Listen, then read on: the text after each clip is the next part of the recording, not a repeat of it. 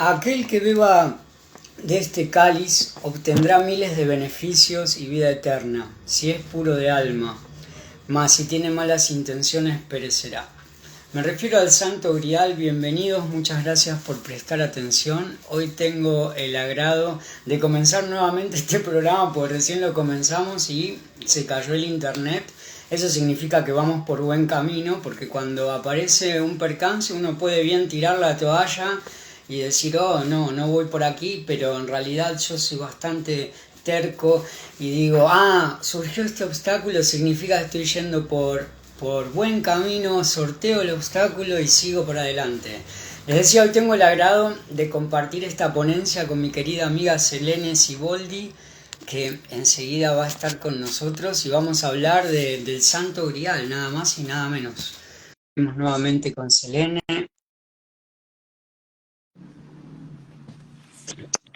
Hola, Hola, Facu, Selene, nuevamente. ¿cómo estás? ¿Cómo estás? Bien, Bien. bien, la verdad que bien. Ahora, bueno, más tranquila, hicimos como una prueba piloto recién, así que bueno, vamos a intentar desentrañar en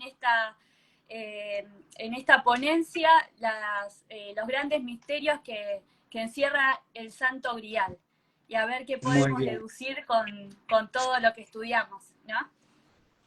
Vale, bienvenida Selene y bienvenidos a todos los que nos vean ahora en vivo y los que nos vean luego en nuestros canales de YouTube en diferido. Vamos con el significado. Podemos entender que el Santo Grial es un objeto físico y común, ¿no es cierto? Que el Santo Grial es la copa usada por Jesús en la última cena. Es el recipiente donde Jesucristo puso el vino en la última cena. Aunque también se dice que es el cáliz donde José de Arimatea recogió la sangre de Cristo de la herida de la lanza de Longino durante la crucifixión. Y la búsqueda del Santo Grial es una de las leyendas más famosas del mundo entero. ¿Qué nos puede decir de Jesús, Selene? Bueno, para entender toda esta historia es importante hacer una pequeña introducción sobre la vida de Jesús, que es el gran protagonista de todo esto. Jesucristo fue uno de los más grandes maestros de nuestra historia. Dejó un legado con el emblema conocer la verdad y ella os hará libres, lo que significa que solo conociendo y viviendo en la verdad podremos ser libres y vivir acorde a una voluntad divina que parece que siempre prevalece ese plan. Bueno, sobre esta primicia Jesús nos traía una nueva forma de vivir en el mundo. A partir del canon en el Nuevo Testamento, se conoce a Jesús de Nazaret como un maestro judío muy atrayente para su población. Pero por otro lado, también tenemos textos apócrifos que podríamos llamarles escrituras gnósticas, que sería el conocimiento olvidado de esta civilización antigua, o sea, antes de Jesús. Y es aquí, en este tipo de textos, donde se revela a un Jesús más ascendido, tanto en el terreno espiritual como arcano, preparado por los esenios, antiguos sacerdotes hebreos ultraortodoxos que estudiaban la geometría sagrada sumeria y la revelación de antiguos paradigmas en las sagradas escrituras sagradas. Bueno, obviamente ellos hablaban en arameo, porque eran de ahí. ¿Y qué pasó en los años perdidos de Jesús? Por si muchos no lo saben, Jesús nació en Salem, allí nació, que significa ciudad de la paz, con sus padres, fueron recibidos por los Reyes Magos, también que le llevaron regalos, y después el niño habría partido hacia su ciudad natal, donde viviría hasta los 18 años aproximadamente, que es Nazaret, ¿no? En ese momento, tanto su familia como su comunidad era oprimida por el Imperio Romano. Y cuando él regresó, ahí donde dicen que estuvo con estos sacerdotes sumerios y demás, y cuando regresó ya tenía 30 años, o sea, fue un lapso bastante largo. Y ahí cuando él regresó a Nazaret, es que llevó a cabo sus grandes hazañas, que posteriormente fueron plasmados en lo que hoy conocemos como el Nuevo Testamento, que lo bautizó el Mesías. por haber encontrado el reino de Dios en la tierra. Bueno, acá se podría decir que Jesús también fue un iniciado, al igual que Moisés, que vivió muchos años antes que Jesús, que adquirió muchos conocimientos por ser parte de la nobleza en el templo egipcio de aquel entonces. De hecho, por ese motivo, Dios lo habría escogido para liberar de la esclavitud física a su pueblo, que estaba oprimido por los egipcios. Ya que él conocía las artes del conocimiento y además era el único que podía interpretar el arca de la alianza, destinada a representar la presencia de Dios en medio del pueblo de Israel durante los 40 años que erró por el desierto, ya que contenía importantes secretos que solo él conocía por ser un iniciado. O sea, solo Moisés podía manejar el arca de la alianza, dictar las normas a todos los demás sacerdotes que habían y a su pueblo también. Fue un libertador. Y uno de ellos, que es el arca de la alianza, está guardada en el Sanctus Sanctorum del templo de Jerusalén, del monte de Sión, y contenía, además, en aquel entonces, las tablas de la ley con los 10 mandamientos, y en el arca de la alianza había un hombre y una mujer íntimamente enlazados en forma de hexagrama, que ahora conocemos como la estrella de David. Bueno, hay mucho para hablar de esto porque tampoco fue coincidencia que el arca de la alianza sea construida en oro. Dicen que tenía una estructura molecular que lo hacía muy especial y que atraía esa comunicación con Dios, ¿no? Pero este hexagrama, la estrella de David, dicen que representaba la unión de los opuestos. Estos nos lleva a la mutua armonía de los opuestos que resumen en el saludo de Shalom, ¿no? Que significa paz y bienestar. La misión de Jesús el Cristo fue también, digamos, fue de liberar al pueblo, pero esta vez lo hizo de la esclavitud espiritual, que fue a través de su muerte y resurrección, ¿no? Eso es de la vida de Jesús. Hablando de la estrella de David y de los opuestos, también hay una teoría que dice que la estrella de David, que es la pirámide y el cáliz también, ¿no? La energía femenina el cáliz, la pirámide la energía masculina en pleno balance. Hablando de santería, recién nombrabas el Arca de la Alianza, otro de los objetos que buscó Indiana Jones, otro de los objetos sagrados, ¿no es cierto? Y el Santo Grial, ¿vos sabés qué? Se puede entender, como decía al principio, como un objeto físico común, la copa en la que Cristo sirvió el vino en la última cena y en la que posteriormente José de Arimatea recogió la sangre de Cristo de la herida de la lanza de Longino. Pero también hay mitos y leyendas desde el esoterismo que comprenden que el Santo Grial es en realidad un linaje oculto descendiente de Jesús y de María Magdalena, bajo el supuesto concepto de que María Magdalena fue en realidad la esposa de Cristo, con quien tuvo por lo menos un par de hijos, entre ellos Sara Tamara y Judas, aunque pueden que haya sido más y que los nombres hayan sido diferentes también. Son todos supuestos y teorías estas, ¿no? Aseguran que luego de la crucifixión Jesús, según esta teoría, María Magdalena y su descendencia se exiliaron yendo primero a Egipto y luego de Egipto al sur de Francia, a Saint-Marie-la-Mer, donde hay un montón de tributos a la Virgen Negra casualmente por esta Sara o María Magdalena también, ¿no es cierto? En una zona de Europa que en esas épocas eran las Galias, porque Roma tenía sobre todo poder alrededor de Roma, ahí en el norte de Italia, pero después, ahí cerquita del norte de Italia, también estaban los celtas, desde Portugal, España, Francia, Suiza, Inglaterra.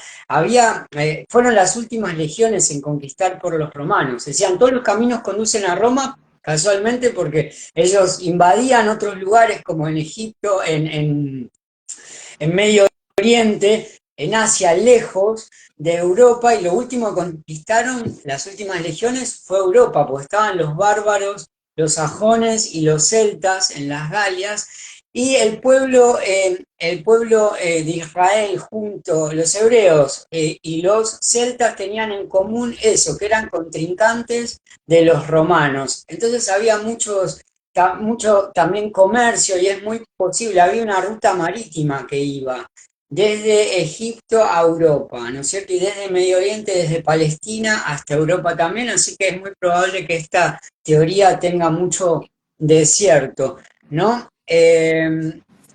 Lo que dice la teoría esta también fue que luego María Magdalena y su descendencia, luego de exiliarse, primero a Egipto y luego a Francia, se emparentaron con los reyes francos de aquel entonces, que eran los merovingios, cuyas líneas de sangre continúan hasta los tiempos actuales, supuestamente. Mitas y leyendas sobre el Santo Grial, hay un montón. Si vos querés agregar algo acerca de María Magdalena. Sí, por supuesto. Es la otra gran protagonista, porque como dije anteriormente, sin el lexioma, o sea, el equilibrio entre lo femenino y lo masculino, no pueden hacer eso nuevo, ¿no?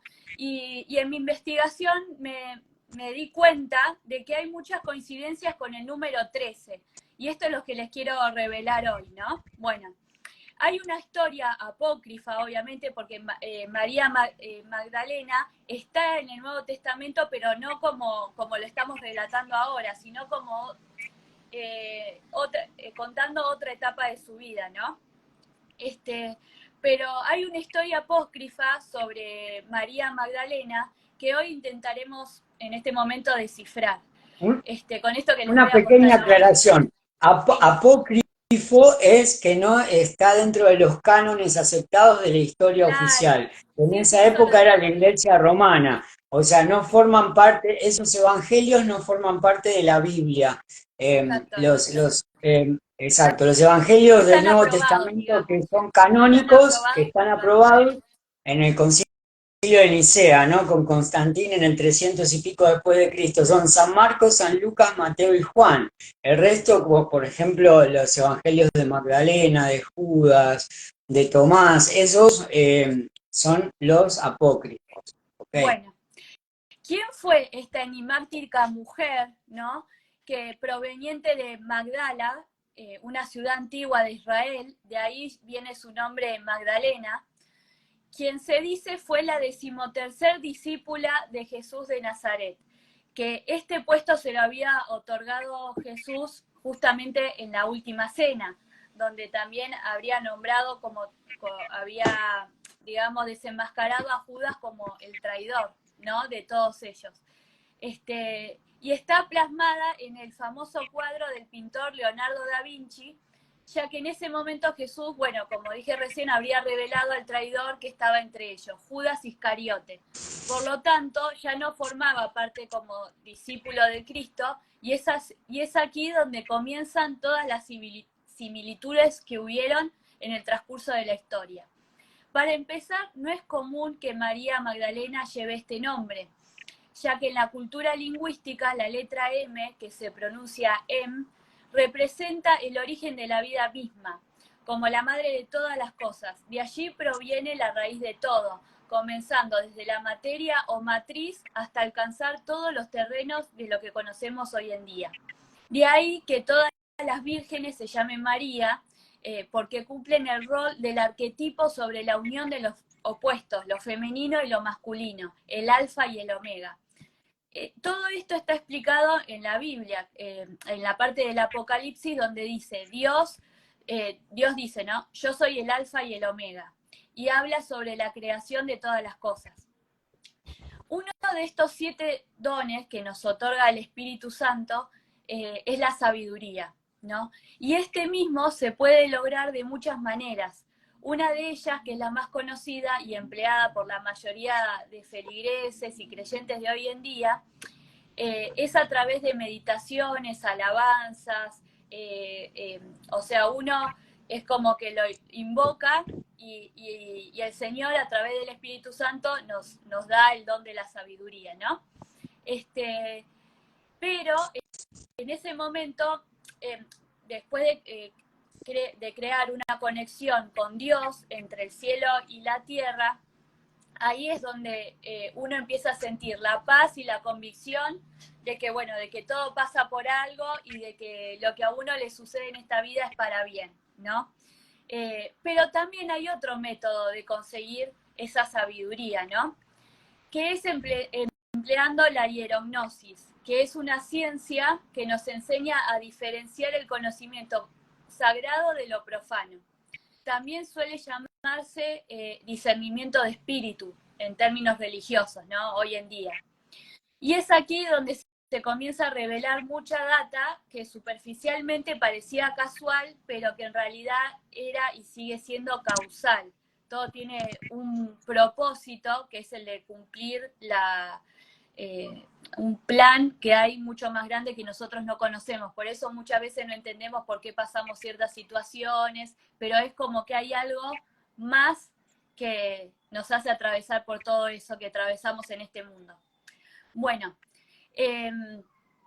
hubieron dos grandes acontecimientos que fueron apariciones marianas, que como dije anteriormente, María Magdalena pudo haber sido la 13ª discípula de los apóstoles de Jesús, y por algo, por una coincidencia, todas las grandes apariciones marianas suceden también un día 13 y se llaman María, al igual que María de Magdala. Una de estas apariciones se presenta con un propósito de transmitir un mensaje o revelación. La naturaleza de las apariciones, que se producían a través de un éxtasis, tenían como objetivo mostrar pruebas para corroborar los mensajes, ¿no? La Virgen de Fátima, por ejemplo, hizo su aparición en 1917 y lo hizo a través de 3 pastorcitos, Lucía, Francisco y Jacinta, en la localidad portuguesa de Coria da Iria. Su última aparición la hizo un 13 de octubre, fíjense, en 13 y octubre encima, que fue también la fecha en que digamos, terminaron de aplicar sí, tal cual. Y esta aparición se llamó, hubo un gran milagro que se llamó el milagro del sol, que muchos lo catalogaron como fenómeno místico. La Virgen les había anunciado previamente a los pastorcitos que aparecería ese día y produciría un milagro. El día amaneció feo, o sea que cómo podía aparecer el sol si estaba feo, llovía torrencialmente, pasaba el mediodía y no pasaba nada. Habían 40.000 personas en ese lugar, o sea, tratando de ver el famoso milagro, ¿no?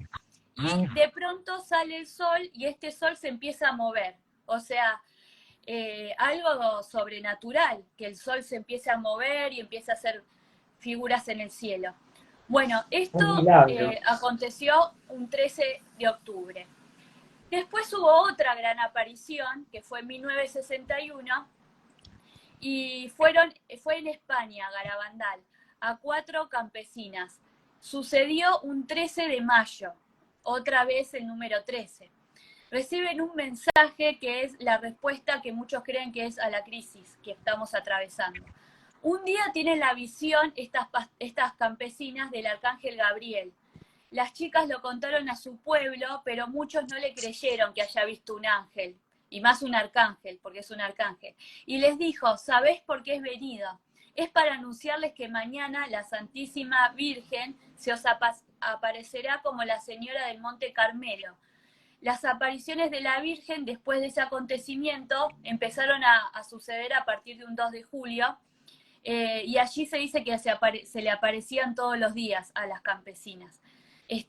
Cuando se les apareció el arcángel Gabriel llevaba arriba un triángulo con un ojo encerrado, que es el famoso ojo que ahora nosotros le decimos el ojo que todo lo ve, ¿no?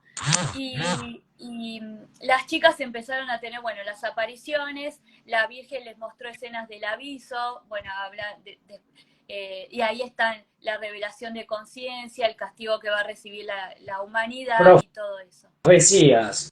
Sí.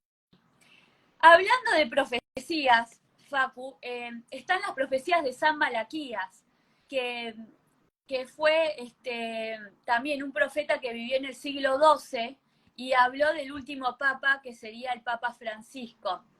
Entre las profecías que habla de la destrucción de las 7 colinas y todo lo demás, él había profetizado quiénes iban a ser los últimos papas, y nombró a 113 papas, y con todos los nombraba con lemas o frases cortas en latín. Por ejemplo, el 110 fue Juan Pablo II, que le puso el lema trabajo del sol, o sea, sol con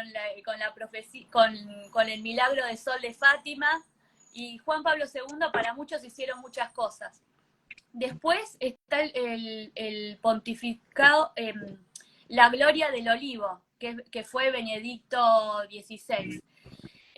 Y después vino el pontificado de Francisco, que dice que, del Papa Francisco, que dicen que iba a llegar para el final de los tiempos.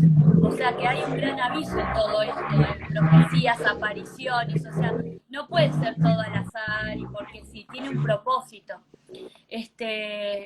Allí, bueno, el lema de Papa Francisco era Pedro el Romano, ¿no?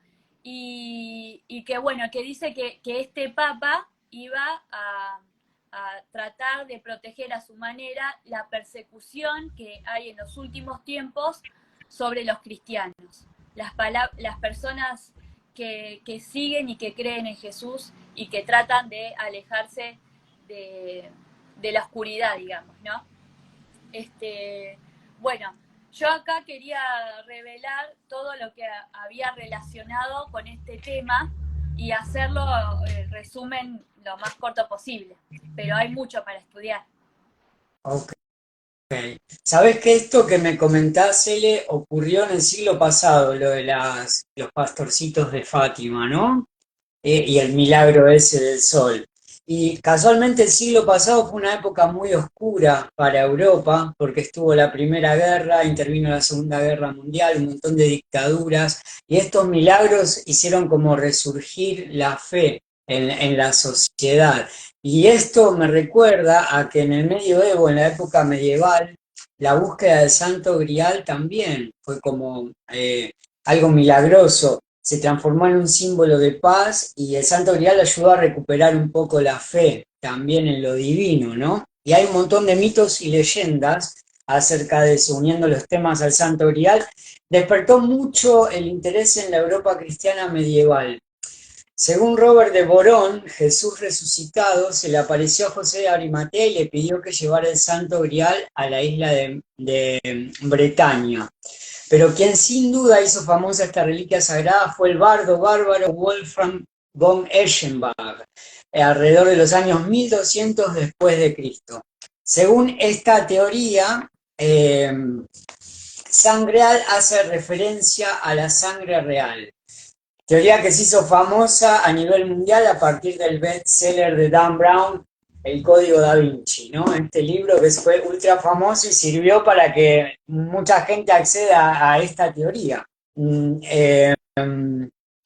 Aclaremos que tanto el mito de Borón acerca de que el Santo Grial terminó en Bretaña resultaba muy conveniente para todos los habitantes de dicha zona y sobre todo para sus líderes cristianos, ¿no? Y asimismo, si la supuesta descendencia de Cristo y Magdalena se dirigiera a Europa y se emparentara con los líderes de dicho continente, resultaría muy conveniente para dichos líderes y para sus descendientes también, ¿no? Eso es importante. También hay, y acá viene lo interesante del video, hay mitos y leyendas que unen a Argentina con el Santo Grial, ¿no?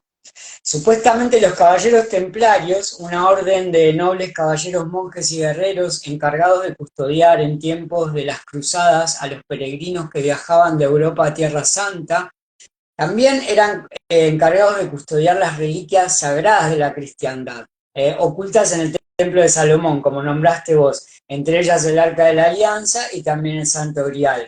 Al parecer, dicha orden original, que duró alrededor de 200 años y fue disuelta por el Papa Clemente y el rey de Francia Felipe el Hermoso, que de hermoso no tenía nada, bajo acusaciones supuestamente falsas, no fue del todo exterminada la orden, sino que algunos de esos caballeros templarios lograron escapar.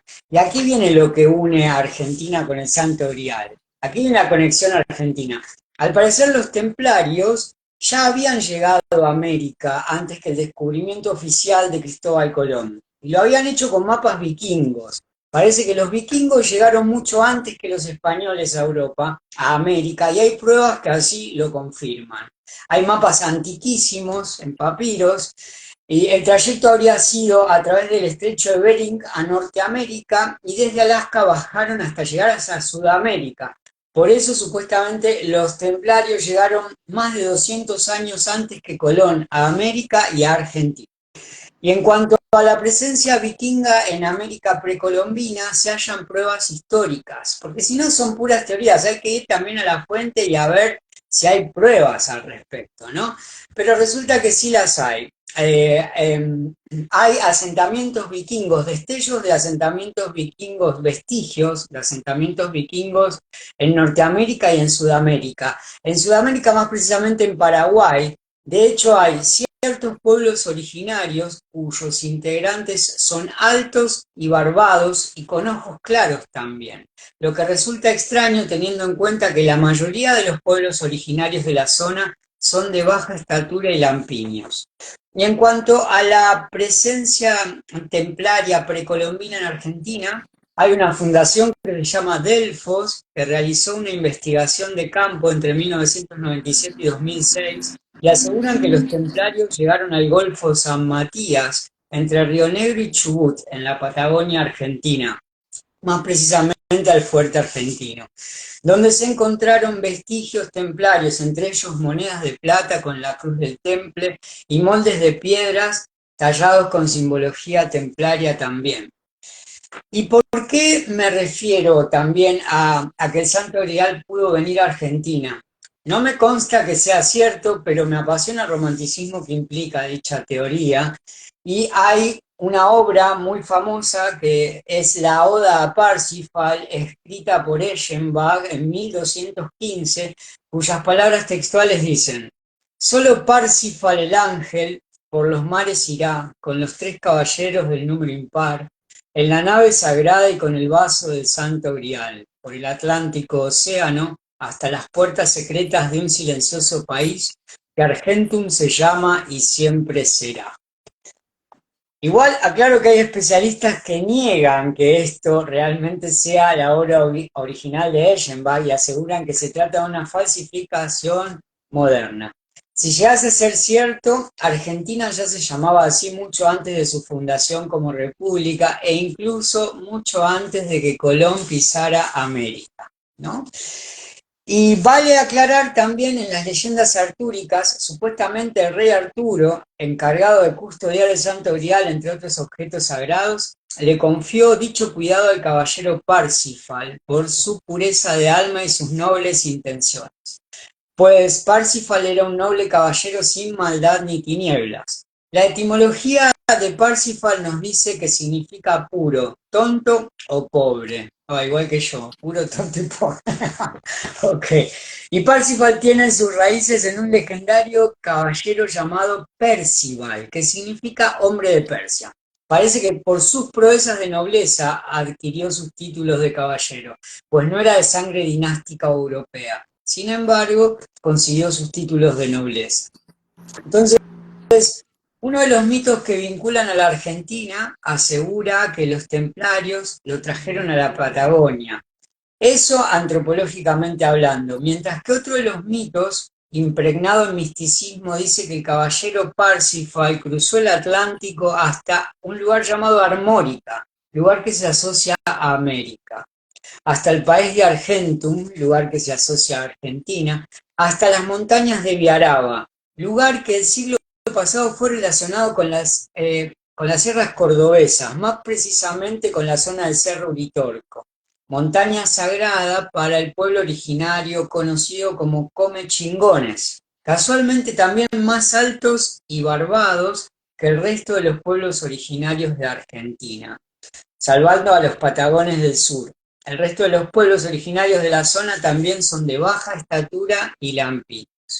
Y lo curioso de esta última leyenda es que los comechingones también llamaban Diaraba a las montañas de la provincia argentina de Córdoba, y que en dicha zona se encontró nada más y nada menos que el bastón de mando, otro objeto sagrado repleto de misticismo, que también fue leitmotiv de abundantes leyendas, y hasta el mismísimo Hitler envió expediciones a esta zona argentina en busca de tales objetos sagrados, ¿no? Eh, Estas son teorías, leyendas, mitos, pero siempre la raíz de un mito y una leyenda pueden ser cosas reales, así que yo los invito a indagar y a cuestionar la historia oficial, porque no toda la realidad es como nos la han contado las autoridades de turno. Entonces, indagar y profundizar más al respecto de si realmente los templarios ya conocían América antes que Cristóbal Colón, quizás gracias a mapas vikingos. Quizás por eso los navíos de Colón traían en sus velas la cruz templaria también. Quizás por eso Río de la Plata, Plata, Argentina, y por eso también tenían los templarios en la Europa medieval eh, tanto poder adquisitivo por ese metal precioso que abunda en las minas de esta Exacto. zona. Por eso Río de la Plata, Sí, Argentina. Entonces, la historia Argentina. oficial la historia Sí, oficial nos puede contar una versión, pero en realidad puede haber otra. También está bueno eh, contrastar e investigar un poquito más, ¿no? No creerse de lleno de entrada que lo que dicen los libros de la escuela o en la universidad es así, no, ¿no? hay que Igual, hacer en lo una, personal, sí, sí, creo que hay que hacer una examinación exhaustiva de todos estos temas, porque la información y como vos decís, las fuentes o los mitos abundan, las leyendas abundan, pero por eso comencé diciendo el lema de Jesús: buscad la verdad y ella os hará libre, porque uno viviendo en la verdad tiene el conocimiento, y con ese conocimiento puede tener una vida próspera, ¿no? Entonces, todo exacto. esto vos Es lo como ves, que claro, las mentiras aprisionan y la verdad libera, tal cual, es así. Creo que para estar más cercanos a la verdad en temas tan antiguos que no tenemos la máquina del tiempo, salvo que hagamos un viaje astral en el tiempo-espacio y vayamos ahí a testificarlo, creo que lo más saludable es ir a la fuente más antigua, ¿no es cierto? Y después seguir nuestra intuición también. Según mi exacto, la intuición, intuición y la sabiduría, dos cosas muy según importantes. mi intuición y mi percepción, si la historia oficial dijese que el Santo Grial vino a Argentina, probablemente haya ido a Australia, o sea, del otro lado del mundo. No confío tanto en la historia oficial, pero bueno, dado el supuesto, para continuar, de que realmente exista el linaje de Jesús y María Magdalena, yo estoy investigando al respecto y parece que entre otros dones, los verdaderos descendientes de Cristo podrían abrir portales interdimensionales, ¿no? De eso también tenía que ver el Arca de la Alianza y que cierto linaje o ciertas personas pudiesen comunicarse directamente con Dios o con esas entidades. Entonces, entre otros dones, los verdaderos descendientes podrían abrir portales interdimensionales. Por eso, en lo personal, les recomiendo que si sospechan pertenecer a ciertas familias, a dichas familias descendientes, ¿no?, de Cristo y Magdalena, procuren siempre sentirse lo mejor que puedan.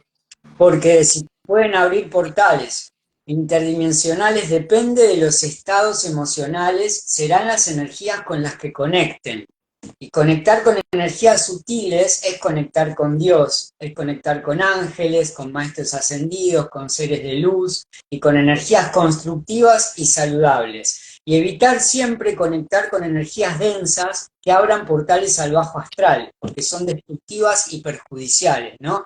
Entonces, si realmente existe, si esta teoría llegase a ser cierta y existen los descendientes de Cristo y Magdalena y tienen esa virtud de poder abrir portales y conectar con esas energías superiores o inferiores, bueno, de eso dependerá, es como más allá de la ley de la atracción. Si uno está bien con la frecuencia alta, se siente pleno, contento, va a conectar con energías sutiles. Ahí está Dios, los ángeles, seres de luz, maestros ascendidos. Los que estén mal, como o iracundos, o enojados, o deprimidos, van a conectar con energías densas, el bajo astral. Y ahí viene algo muy polémico, que yo opino que todo lo que implique sacrificios, holocaustos, culpa, castigo, opresión, jerarquías, abuso de poder, en realidad no son de Dios, más bien son del bajo astral, de parásitos astrales confundidos por dioses en la antigüedad, y a partir de ahí se forjaron religiones que en realidad sirvieron solamente para adoctrinar, dogmatizar, y por una cuestión de abuso de poder y de contener el poder casualmente. Entonces creo que por eso Jesús jamás dijo ningún nombre de su padre, él lo llamaba Santo Padre o mi Padre, ¿no? Creo que Dios, y con eso culmino, digo todo. Pues ya suficientes demonios accedieron a este mundo sometiendo a la humanidad durante milenios. Entonces, recordar todos los humanos en general que si nos sentimos bien emocionalmente podemos conectar con energías constructivas que son beneficiosas para nosotros mismos y para toda la humanidad. Y volviendo al tema del Santo Grial, yo creo en lo personal que encontrar el Santo Grial significa que logremos alcanzar nuestra propia iluminación, y con iluminarnos me refiero a lograr vivir una vida plena y sin sufrimiento innecesario.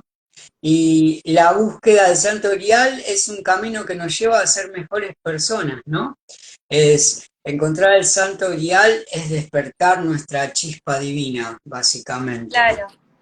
Sí, sí, tal cual, porque no solamente nosotros podemos despertar eso que todos llevamos dentro, que fue lo que desarrolló Jesús, lo que también hubieron en épocas anteriores con otros grandes avatares, se podría decir, pero te digo, La divinidad y la no iluminación, en el ¿no? sentido de igualar como lo hizo Pedro en su momento con Jesús, que quiso caminar sobre las aguas y al compararse con él se hundió, sino que buscar nuestra propia chispa y poder expandir esa conciencia y eso que llevamos dentro para conectarnos con todo lo bueno, con lo que está en concordancia con la naturaleza y todo lo que hace bien, ¿no? Así que, Okay. bueno, eso, Bueno, Cele, eso era todo. muchísimas gracias por acompañarme en esta charla y por tu aporte. Siempre bienvenida, siempre muy gratificante, y los invito a todos a suscribirse a tu canal de YouTube y a tus redes, a seguirte. Sí. Recordarnos cuáles son. Sí, Nemesis 293 es mi Instagram, ahí bueno, no va a aparecer este video, pero sí en mi canal de YouTube que es Selene Siboldi. Y Nemesis 293, ese es mi canal de YouTube. Y después en Instagram estoy como Selene Siboldi también. Así que bueno, los espero ahí para que se suscriban y me sigan. Muchas gracias, Ele. Yo también los invito a seguirme en las redes. Mi Facebook es Facundo Luis Ula, ULLA. Tengo dos Instagram, uno es @energy.vibratory_frequencies y el otro es @ulafacundo, y también pueden adquirir mis libros y leerlos, están disponibles en Amazon. Uno es Energía, Frecuencia y Vibración, donde explico herramientas para elevar la frecuencia vibratoria y aportarnos bienestar. Y el otro se llama Flash Galáctico en el planeta Tierra, que es una historia de ciencia ficción basada en hechos reales, con perlitas de sabiduría, y este año, si Dios quiere, voy a publicar la segunda parte de ese libro que se llama Evolución Sapien en la Nueva Tierra. Bueno, muchas gracias a todos por acompañarnos, a los que nos vieron ahora, a los que nos vean en diferido, espero que haya sido de su agrado, y muchas gracias sobre todo a vos, Selene, por acompañarme. Por favor, Un abrazo un placer. grande. Gracias, Selene. Hasta luego.